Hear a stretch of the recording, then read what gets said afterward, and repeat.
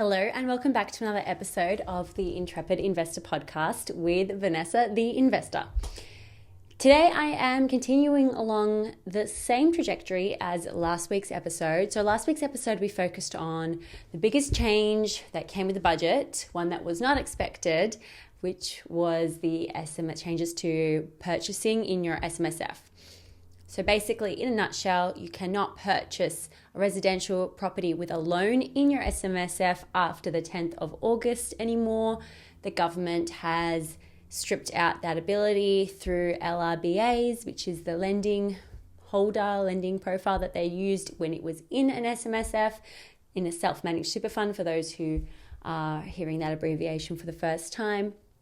And basically now everyone's rushing to get their residential properties under a loan in their SMSF before the 10th of August. From those conversations that I've had with mortgage brokers, with lawyers, like solicitors, with accountants in the property space as well, we're finding that there was a lot of confusion. So I put out a lot of content lately on all my social platforms, so Instagram, YouTube, TikTok, Substack, LinkedIn, about the types of properties you should be looking for, about what the rules really are all about what there are ways to get around this. You can still have a self-managed super fund and invest different property in it, not necessarily residential property. So anyway, I'm not going to go through the whole episode, but if you are new to this and you want to know more about self-managed super funds and the changes that have been made to your self-managed super fund, do yourself a favor and listen to last week's episode. In this week's episode, I'm actually going through some questions that people have around the specifics of the types of properties that are good for a residential self-managed super fund, because your strategy for super funds are going to be very different to your strategy as a solo investor or like an individual or buying it in a company. So I promote a lot about investing in older properties that are not sexy, right? They look like they definitely need a lot of work done to them, not structural, just cosmetic. They are probably the worst house on the best street most of the times, which means that they have a lot of uplift in terms of being able to create more value for them, which means that your property is worth more in a shorter period of time, and then you can use that equity, so that difference in value from the purchase price versus the price after you have added value to it through a cosmetic renovation, to then purchase your next property. So that's how a lot of investors do it. That's how they build portfolios and then increase your rental income and all of that as well, without relying solely on the market. But with SMSF properties, it's a completely different game, because you can't actually use the equity that you get. The way that the loan is set up, you can't use your renovation to then purchase the next property with equity. It's not a thing. So if you do that, you're going to and you can't fund the renovation either using your loan, because again, it's a different loan. So you almost don't have much benefit in doing that, because then when you sell the property, yes, you might have some of that uplift, but you still have to get back in to purchase another property. And right now in today's market, the way that the changes are with the federal budget, you're not really going to be able to get back in with residential property. It's going to be more of a one-off until they find some other loophole, because let's be honest, there's always going to be loopholes to these things. But for now, let's just pretend it's not coming back, as they have said in the media. So I have received questions this week, and I'm going to run through a few of them. I'm going to go through 5 questions and actually show you some properties that I don't think are good SMSFs versus ones that I think are good SMSF residential properties. But the first question actually relates to, can I buy a commercial property and lease it back to my own business? Now that's a very interesting one, because that's actually the smartest thing you can do with your SMSF property. So this actually means you can still be doing this after the 10th of August date, which is one of the best parts about it, because commercial properties are not actually included in this loss of mortgage through SMSFs. So you can still purchase commercial properties after the 10th of August. And this is actually the best way. If you have a business, if you're a business owner, this is the best way to get the most out of your SMSF property and your business. Because what you're actually doing is you're purchasing your business place with your self-managed super fund in a separate trust. So this guy is standing here by himself buying that property. Then your business is standing here, your company by itself, wanting to rent out in that property. And you, as an employee or director of that business, are also an individual. So none of these entities, entities are actually connected to each other. On paper, obviously, you own those two companies. You own the self-managed super fund and you own the company, but you are not the one that's doing that. So it's totally legal. And then what happens is the money from the business that is paying the rent for your business residence, for your place of work, is that rent is going towards your self-managed super fund. So again, it's benefiting you. That rent is also tax deductible because it is a company expense. And so you've got this sort of ecosystem happening where the business can claim back, the self-managed super fund is getting and funding its own property, and you're increasing it as well because commercial properties fund more than themselves. They are almost always positively geared. So it's probably the best idea. And actually, if you want to go back to, I don't know what episode number it is, but I have an episode on this podcast that I recorded with an SMSF accountant. So she specifically works with people owning self-managed super funds and helps them set it up. And she agreed with me when I was telling her about this structure. And she goes, yeah, that's literally the best thing you can do as a business owner who has a self-managed super fund. So yes, I hope that answers your question. Question number 2, is a single residential investment property like a house or a unit still worth pursuing in my self-managed super fund? Yes, 100%. So the good thing about residential property in your self-managed super fund is it gets you started. Commercial property in general is more expensive than residential property. So you are now getting into the game quicker or earlier because your deposit, you don't have to spend too much more time saving up for it. And you can then purchase that residential property. Now, as I mentioned before, commercial properties are usually positively geared. This also means that they don't necessarily historically have the highest growth rate. So what you're doing, the reason you purchase a commercial property is because you want passive income. You want that additional rental income, which will then feed and grow your self-managed super fund, and eventually you'll be able to sell that property, but you're not expecting amazing returns on the sale. It's more about you've put in so much without having to put in from your own pocket to build that fund, if that makes sense. So the thing with residential is you're not going to have a positively geared residential property from day zero. And if you do, it usually means that it's in the middle of nowhere in a regional town, which is a no-go. So you want to be focused with residential properties on a bit of a mix.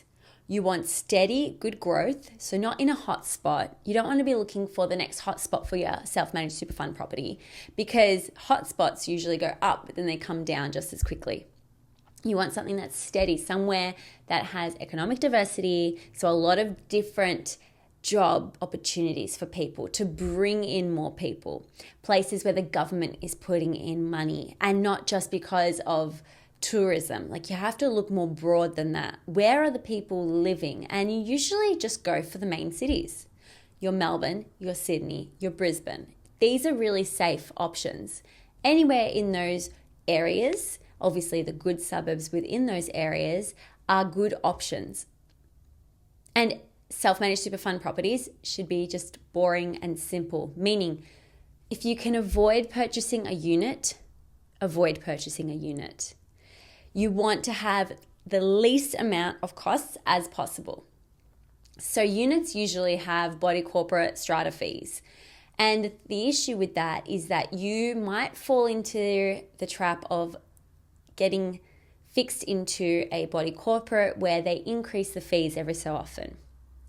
You might also have a low sinking fund in that property that's in that complex, which means they might request, hey, we're going to redo all the waterproofing on everyone's balconies. We need $50,000 from everyone. And that's going to come out of your self-managed super fund. Also, that's actually a true story that happened to me.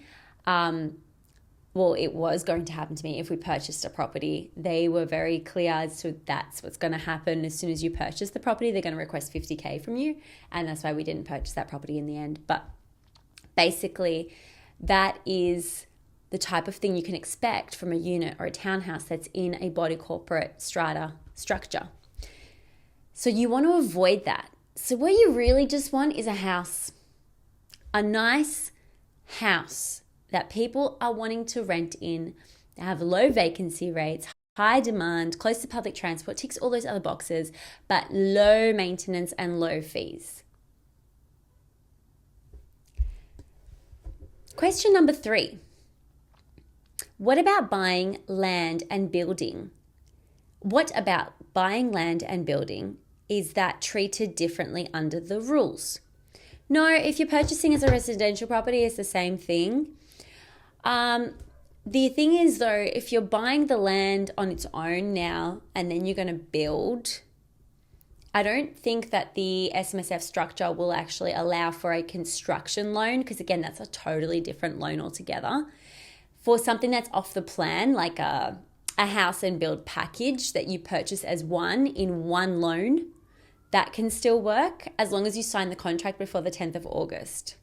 The only warning I give you to these types of properties, because these types of properties are actually pretty good for self-managed super funds, but you have to be careful as to the location that you purchase these in, because a lot of these house and land packages are actually in the middle of nowhere. And we need somewhere that has steady growth, that we know is developed and we know it does well and we know it has vacancy rates. You do not want to risk the location with your self-managed super fund property, because what's going to happen is you have this property held in this, all of your money for your self-managed super fund is held in this property that's in this location that you don't know how it's going to perform. So it might grow for a little bit at the start, but if there's heaps of empty blocks around it, it will be going down because of the whole demand supply situation, basic economics. If supply is low and demand is high, the prices will go up. But in these areas, if supply is high, so you've got a lot of houses because we keep building right next door, and your demand is the price is either going to stay the same or start to go down. And again, that could be a short-term thing, because if you're going to be in have your self-managed super fund for 10 plus, 20 plus years, then okay, you might be all right. By the time that happens, that might be the new hit suburb. But it's not worth taking that risk, in my opinion. I believe you should buy somewhere, even if it's smaller, but a little bit more out of town, but not in the middle of nowhere, for your self-managed super fund. You want to be as safe as possible in terms of being able to get that high growth and that good rental return. It's a balancing act. So I'm going to show you exactly what I mean by that kind of property. So I'm going to look at this one here. So this property here basically is very old. You can see the internals. They've got this really old style kitchen, bathroom, but you've got this, and this is amazing, the self-contained accommodation and the workshop that you could also turn into self-accommodation in the future. These are really great parts of that property. But the main issue is that it's just really old, and I don't think it's actually ever been lived in or by tenants. And the reason I say that is because you can see that the heater situation. So when you see those old school heaters, usually property managers would be like, that needs to be removed or completely disconnected because they're not to standard anymore. They're not to code. So that indicates to me that this was probably a long-term owner-occupied property still has been maintained pretty well, but the kitchen and the bathroom will definitely need to be redone in the near future. Now, what that means for your self-managed super fund is that your money that you are putting into the fund for your retirement is going to have to be used to fix up the property. And these types of renovations will cost probably more towards the $70,000, $80,000 to even to $100,000 because you're going to get it contracted out. And you can't take a loan on that. That's going to have to be your cash. And you can't use the equity from that. You have to wait until you sell it. So there's all these things that it sort of is like not worth getting into for your self-managed super fund. For your own investment property, either bought as an individual or in a company structure, yes, amazing. This property is perfect. But for your self-managed super fund, I would avoid properties like this. And instead, I would look at more properties that are a little bit more boring, kind of like this one. So you can see it is quite good condition. It's got hardwood floors. The kitchen is old, but still maintains its modernness. And they've redone one of the bathrooms. The second one isn't too bad. So you're seeing that the carpet looks like in good condition. I think they've just recently painted it. And basically it's just a decent property on a decent block of land that is low maintenance, good yields, and good growth potential. That's the kind of property that you want to be looking at. It's those boring ones. For me, the exciting ones are those old ones. I love them. That first property is that for me, not for your self-managed super fund. The good thing about that property though really was the potential to add more rental income. So if you can purchase a duplex or a property that has a granny unit that is in good condition on the property, or you have so much money in your self-managed super fund that you can put in a granny flat or a self-contained accommodation in the back, like a tiny house or something like that, do it.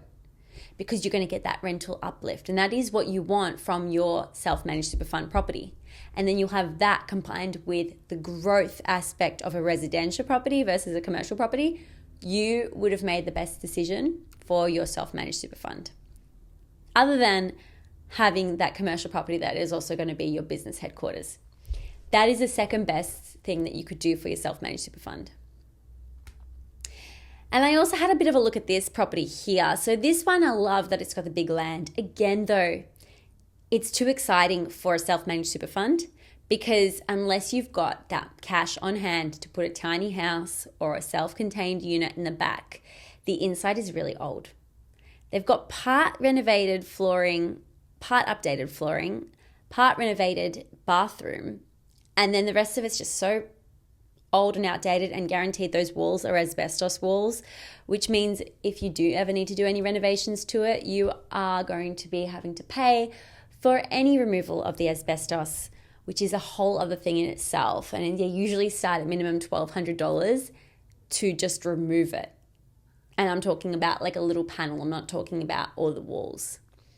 So you don't really want to get into anything like that either. And these are types of things you need to consider and understand before you invest in a self-managed super fund property. And then I received a question that said, can my SMSF buy a regional or dual income property for higher yield? I pretty much just did answer that one now. So yes, it can. Dual income property, amazing. So that is like a duplex, like one with a granny flat that we were just talking about. Regional, so I'm assuming the question is because there are some regional towns that have really high rental incomes. I would steer clear of that. And only because those types of places are usually mining towns or places that have really high booms because there is just one industry that's doing really good. So if they're doing like a desal plant or something like that that's in the middle of nowhere, like a wind farm place, and the people that are working on those projects are going there, so rents are high because they can charge them more. There's more demand, less supply in the area, but the property value does not actually go up. And if you're buying residential property in your self-managed super fund, you want to be able to buy something that when you sell it, you'll get that big chunk and it will go up. So I would steer clear of regional when it comes to your self-managed super fund. Stay near the city as close as possible. And if you can't afford near the city in Sydney, go near the city in Brisbane. And if you can't afford near the city in Brisbane, move down to Melbourne. Yes, Melbourne has higher land taxes than anywhere else, but the growth potential there is actually really big because they're at the bottom of their cycle, and you can still buy houses that are 45 minutes from the CBD for less than $800,000 on greater than 500 square meter blocks. Like, it is actually crazy right now. If you look anywhere in Southeast Queensland, you will not be able to get that. Even Ipswich. Melbourne's prices are lower than that. And I'm talking about the outer suburbs. I'm not talking about your Turaks and your Brightons, and that's a totally different world. That's Sydney prices. We don't go there. But those real investment opportunities still are there in Melbourne. So don't say you can't afford if you're only looking in your backyard. Have a bit of a look at different cities. Now, I don't mention Perth in any of these, and the reason for that is I actually steer clear from Perth when it comes to my investments. Perth is an interesting one because it goes through cycles like every other city, but their cycles are really big. So you're going to have, right now they're at the top of their cycle and they're doing amazing. There's no properties there for less than $850. I'm talking about standalone houses on a 400 square meter block. They are next level. But, and I'm even talking about those outskirt suburbs that you can see developments are going to be built soon. Those properties are still doing amazing as well.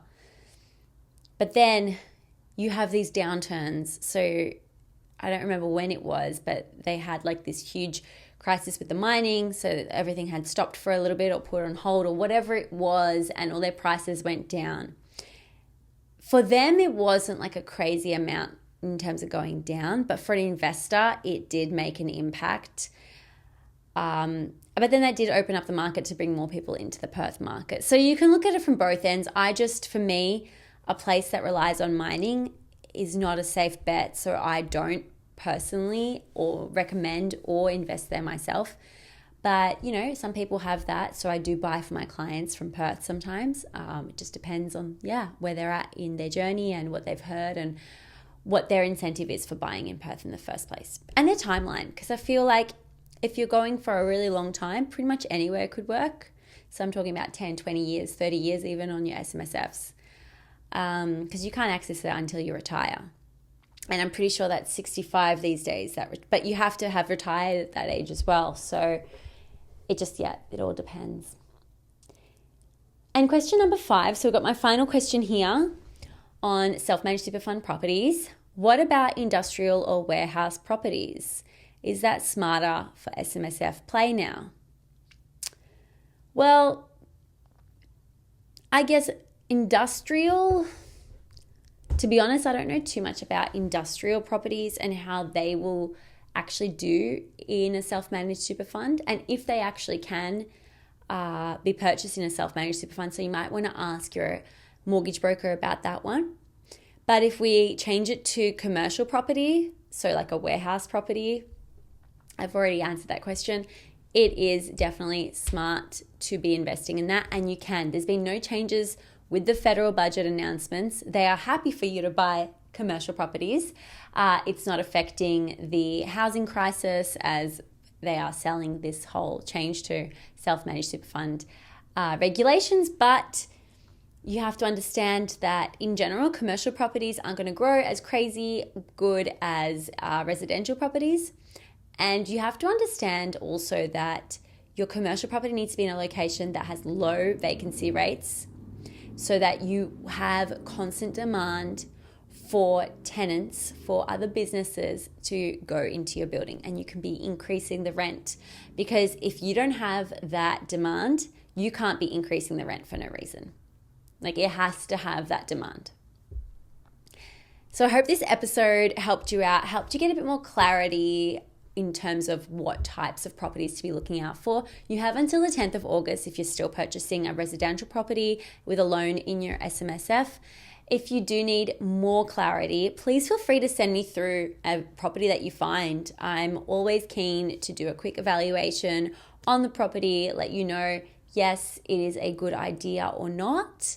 and that's completely free. I do one per person for free, one property per family basically. If you want that clarity, I can give you a free report that I use for my clients when I search for their properties as well. Just send me an email or chase me up on social media. So I'm on all the socials, as I mentioned at the start, but most common one would be Instagram. So my handle is @VanessaVDallas, and I'll have that in the show notes as well. So feel free to send me through a DM with a property address and say, hey, what do you think for my SMSF property? I'll be glad to help. And if you know anyone that is purchasing a self-managed super fund property, is freaking out about the 10th of August deadline, please send them this episode. Share it with your friends and family that are looking for that. I really think there's a lot of value in here that can help them find the right property, because the last thing you want to do is put all that money that you've saved along the way into a property that isn't going to work well for you and doesn't have that growth or rental income potential. And then there goes your nest egg. And this is just your nest egg for your future. This is your retirement fund. So you want to make sure that you make the best decision you can possible. All right. Until next time, keep being intrepid investors. Bye for now.